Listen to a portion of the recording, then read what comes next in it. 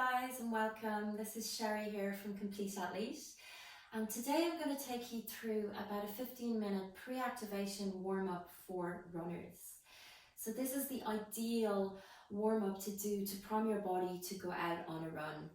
And as runners, I know we're so super eager to get out there and get our miles in that we sometimes neglect the warm up and we neglect the cool down and we don't do it at all. And to be honest, this is an absolute recipe for disaster. So it's really a recipe for injury.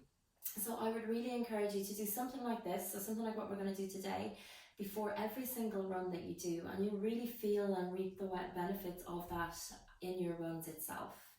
So the whole idea of the warm-up is to really just prime your body for that particular movement, which is running. It's to bring your heart rate up and have you ready to go out. It allows the muscles a little bit of time to warm up, allows a bit of viscosity in the joints so that the joints get a little bit of space. It also creates a little sense of stability from the feet, from the ground up, and it really then allows a little bit of load as well to get into the muscles before we actually go out and hit those pavements, so that the body is just ready to go when we get out there.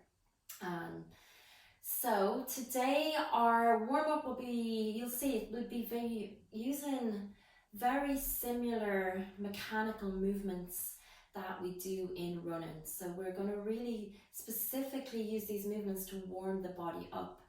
So there's no point in warming our body up, for example, to go and do a high jump or to go and do a gymnastics routine, because mechanically our body does not need to be wired like that. It does not need to be moved like that. So we want to warm our body in a way that is beneficial for the pattern of movement that we're going to do, and that is running. So a lot of the time running we think is just this forward and back motion, this sagittal plane motion, and we don't understand that actually we do have a little bit of lateral movement and a little bit of rotation. So as we run, there's this very subtle lateral movement in the body. So we need to have that little bit of space. We need to have that side body kind of primed in order to do this movement. And again, there's that little bit of rotation. So as the knee moves forward, the opposite shoulder comes to meet it. So trying to find this connection of shoulder to hip and shoulder to knee. So really just wiring that connection as well, and having the body fully ready, fully primed to go out and to run as efficiently as we can and to get the most out of our run, and also to be super comfortable when we're running. So we're not tight, we're not tense, we've got a nice supple body. So let's get started. Again, you can do this with your runners on, it doesn't matter. I always encourage you to be out of your runners as much as you can to let them feet breathe. So I always do these sort of things in my bare feet, but again, it's up to you. So we're going to start off with a little bit of opening across the delts and the shoulders. So just stand hip width distance, take the arms out along line with the shoulders and spread and flare out those fingers. And just stand as tall as you can, as centered as you can, and just start to make these very subtle movements with your hands or your arms. So we're just circulating the arms around. And I always say start with a small range of motion and then start to work up to your range of motion. So then just start to allow these circles to get a little bit larger, and these circles can get a little bit faster. So again, start slow and go faster when the body gets familiar with the movements. So just starting to allow these circles now to just increase in size, increase in speed. And as you go in one direction, we might slow it down and just start to go counterintuitively in the opposite direction. So again, we're just getting a little bit of space here, a little bit of movement around the shoulders. Nice, just taking a few more. And then let the arms release. Lovely, I'm just going to come to the side, you can stay where you are. Soften the knees slightly, sit back and just tilt slightly forward. So we're creasing at the hips, our chest moves forward in space. Tuck your chin in, look down. Now take the arms alongside the shoulders again. And we're going to start to swing the arms in front of the body and swing them back to shoulder level.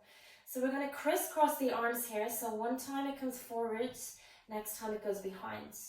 And there's this little squeeze of the shoulder blades at the top of the movement. And you might already feel the front of your chest, so the pectoral muscles starting to just open up a little bit. And again, start slow and then allow these movements to get a little bit faster. Keep the chin tucked in. We're just going to go for about 5 more. 4, 3, 2, and 1. Nice, slow it down and come all the way back to standing. Lovely. So we're going to start to move on to the feet. So we're going to start to prime that body for that kind of absorption of force from the ground. So stand tall again, upper body relaxed always. So try to relax the shoulders. And we'll soften the knees very slightly. So a little bit of a bend into the knees, keep the legs quite stiff. Come up onto the ball of the foot and just starting to bounce. So again, you'll probably notice you're rigid up the top of the body. Try to relax it, even shake the hands out to start. And again, the legs are quite stiff here. We're bouncing on the ball of the foot. And as the foot pushes down, feel that ground force reaction, meet it, and allow that to let you bounce. So we're really priming the body to propel us forwards. And we're using that little bit of stiffness around the ankle. So sometimes we have this negative connotation with stiffness, we think it's bad. We actually need a little bit of stiffness in order to find that elasticity so that we can bounce forward. Nice. Now I suggest you do this for about 30 seconds. As you get a little bit more used to it, you can build that up to 60, maybe even 90, but just don't do too much too soon. Just go for about 3 more little bounces and then slow it down. And just come into this kind of running motion. And you'll feel already your heart rate's going up. I'm even already feeling it hard to breathe. So just start to go a little bit faster. Next thing we're going to try and catch our up step. So just let the arms swing, let the legs start to move, and every second or third round just catch that up step. Lovely. And again, alternate the arms. As you catch the up step, pause just for a split second, creating that sense of stability, creating that sense of strength. Drive that knee forward, lovely. And you can get a little bit faster once you get a little bit more used to the movement. And again, just that split second of pause. And again, with this one, I suggest 30 seconds to start, build it up, 60 seconds, 90 seconds. Lovely, take about 2 more, 1 more, and release. So back to that running movement. You should feel the calves already starting to go, or starting to work. So we're just taking this little twist of movement. So think about the hips moving one direction, the shoulders moving the other. And again, we're just trying to find that little bit of rotation. So shoulder to hip, lovely. Just gonna go for a couple of these. Again, bouncing on your feet. Getting that heart rate up, getting that heat up. You should feel the heat in the body, warming the muscles. Feeling a little bit more loose in your joints. Let's go for a few more. And very slowly start to slow that down. Awesome, guys. We're going to work into the lateral plane of motion now. And into a little bit of balance. So it's quite simple. You step out, stick your landing, lift the back leg behind.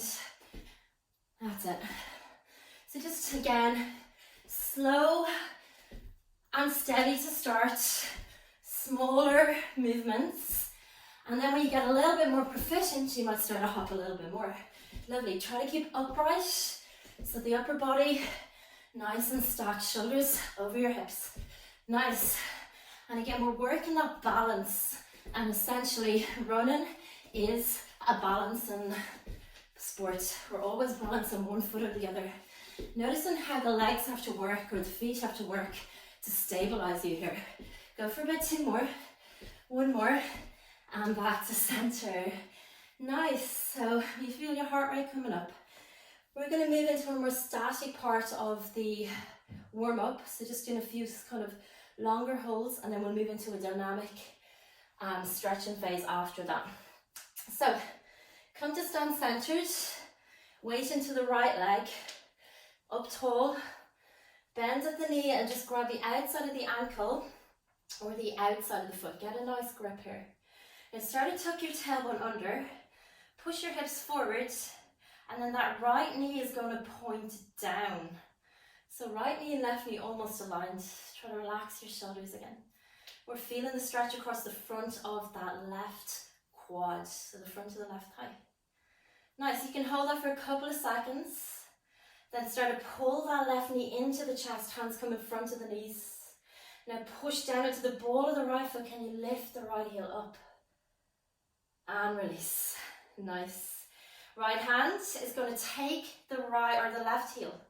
Start to lift that left shin up as you drop the left knee out towards the left side. You should feel it on the outside of your hip, so your piriformis muscle again, stand upright. Again, you could drop the heel and then just go again, drop the knee. And release. Opposite side, left leg, standing leg. Get the grip around the right foot. Point the knee forward first and then start to point it down. Try not to round or arc out the back body. So again, push your hips forward. Point that knee down. Tuck your tailbone, stay upright. Feel the quad stretch. When you're ready, release it. Right knee up into the chest. Hands grip the front of the knee and the shin. Lift up onto the ball of the left foot, balance. And release. Now left hand is going to cup the left heel. And we're going to start to lift that left heel up as we drop the right knee out and down. And we're drawing the shin bone up towards the chest to get that stretch outside the right hip. And release. You could continue this. So you could go back onto the left side, do them 3 poses and then come back onto the right side. But for today's video, we'll just move on. So you could do that, I would recommend, maybe 3 times up and down on each side. So moving on to the more dynamic phase. So you'll feel or you see that we'll be static for a moment and then dynamic. We'll start to move in and out of these poses. So going slow at the start, building it up. Lovely. Come back to center. Right leg is going to be your standing leg. And we're going to step this left foot back. So start with your hands on your hips. Just step the left foot back. So we're about a foot, maybe a foot and a half behind. And we're just going to do this a few times so you can find your bearings. And it's a great one to work proprioception, so just knowing where the body is in space, because not all the time can we look down and see where our feet are. So just try to figure out your standing level. Next time you step the left foot back, drop the left heel, bend the left knee. That's it, and bounce it forward. Again, left foot back, drop the heel, bend the knee. This time add the hip crease, so creasing at the hips, hinging forwards. And then bounce it back to upright. Lovely, so step it back, bend the knee, creasing at the hips, and come forward. If you want to bring the arms into it this time, bend the knee, crease at the hips, sweeping the arms down. You could tuck the right toes up and come back. So continue, just hinging at the hips. Right toes can curl back to increase the intensity of that stretch. Allow yourself to go a little bit faster now. Again, using that proprioception, noticing where you are in space, feeling the back of the right leg opening. And I would suggest probably about 10 or 12 of these if you're using them in your own warm-up. You could do as many as you want, but about 10 or 12 would be a proficient number. Nice, next time you come up, hold it here. Right leg is going to stay where it is. I'm just turning to face ye. And you're going to step the left leg to the left. A little bend into that left knee and bounce back. So again, just figuring out what feels good for your body. Keep this right leg rooted. So the weight is in the right leg. Pushing that baby toe, so the outer edge of the foot into the mat. Nice. We're going to add that hip crease. Step forward or step to the side. Lean forward. And bounce back. Lovely. So the knee bends. Creasing at the hips. Sit bones go back, chest moves forward. You can add arms into this now as well. So next time you step it out, left hand, right toes, right hand behind and back. Lovely. Adding those arms increases the intensity of the stretch. Look up at that back arm. Nice. Go for about 3 more. Hips back in space, chest forward in space. Last 2. Last one, and back to center. Awesome. Right leg stays standing. I'm twisting so you can see me. Left foot steps forward. Nice. Now you want to step this left foot forward and take a bend into the left knee. And try to get this right back leg straight. So we're on the ball of the back foot, hips are square to the top of the mat. Front knee tracks over the middle toe of the back foot. Now tuck your tailbone under, push through that back heel. Lovely, so we're tucking the tail under, we're lifting the pubis bone, shoulders, hips aligned. Hands can come up, they can come together if you've space, or just a little bit wider than palm distance. And straighten the front leg, bend, push into that back heel, sink and straighten. Again, press into that back heel. And what you're looking for here is to stretch the back right hip flexor. Lovely, so bending and lift. And you might stay here, you might pause, feel the stretch, tuck the tail under and bounce back up. And again, going for a few more like this. You could be a little bit more dynamic, just moving in and out, almost like pulsing it.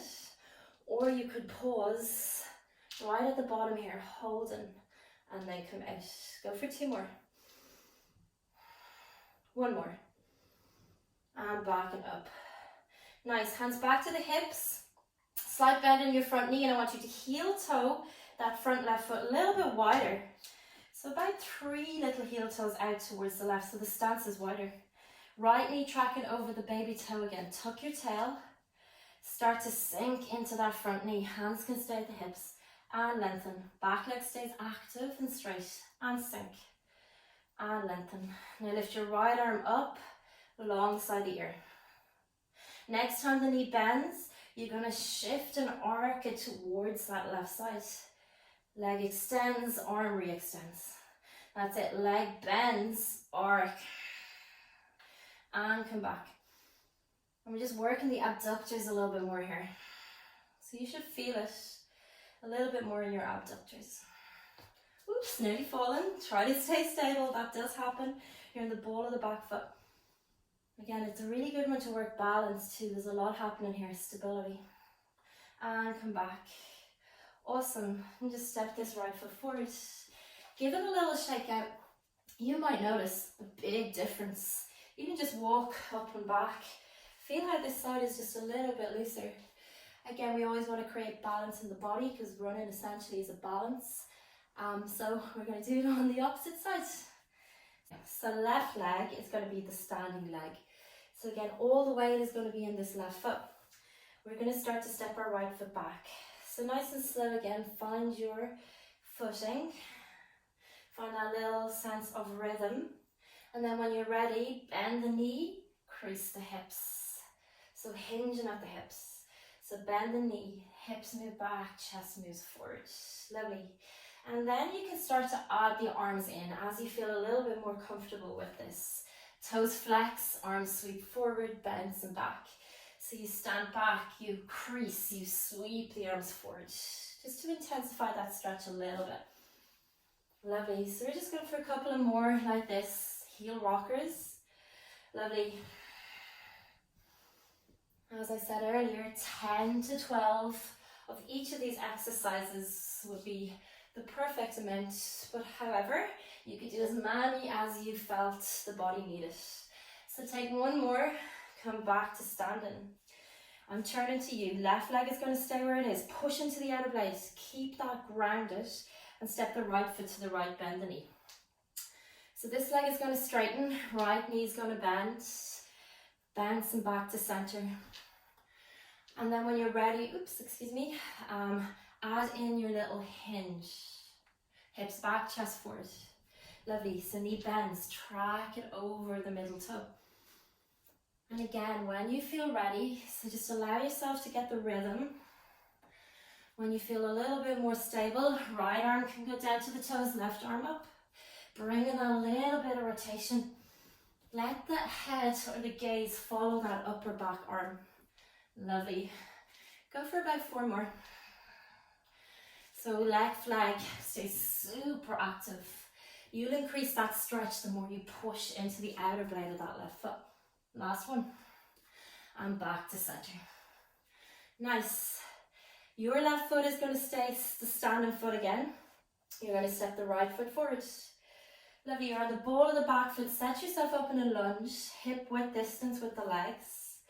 We're going to work the hip flexors for this first round. Tuck your tail. So imagine if there was a little tail hanging out of your lower spine here.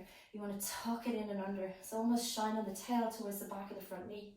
And that's going to really intensify the stretch of the front of the left hip flexor. Push through the back heel. Sink into the front thigh, so send the front thigh forward in space. Arms come up, they frame the ears or the palms meet. Lovely, you straighten the leg, you bend. You straighten the front leg, you bend like you're pushing into the back heel as the right knee goes forward. And straighten. Again, you could just move in and out of these dynamically. You could pause down here at the bottom just to really feel the stretch. Try to keep the core integrated into this movement. So the ribs are knitting back and in. The belly button slightly engaged towards the spine so you're not losing that core stability. Lovely, go for about 3 more. 2. And 1. And come up, hands to hips. Heel toe the front leg, the right foot, a little bit wider. So they're going wider than hip distance. Lovely, so the emphasis now is on the adductors. Start to bend the knee, keep the knee tracking over the belly toe, keep the gaze forward. And then you can start to bring the hands into it. So left arm reaching up alongside the ear as you bend into that knee, hinge and arc towards the left, or sorry, the right. Oops, keep this front leg stable. So you need to push down into that front leg. So it really challenges the body here, this movement pattern. Really challenges your balance. Go for about 3 more. Front knee bends, push through the back heel. Gorgeous, last one. And come all the way up. Weight into that front leg, soften the back knee, just step it forward. Lovely, shake it out a little bit. Takes a moment for the body to just kind of find its equilibrium. So, well done guys, that is your warm-up done. So I hope you enjoyed it, I hope you found this useful. I again would encourage you to do something like this every single time before you go out for a run to really prime the body to move and to really load the muscles, load the body in a way that when you get out to your run, that the body feels ready, the body is ready for that action to absorb that force, feels stable and feels balanced. So that is it for today. Happy running guys, and thanks for joining me.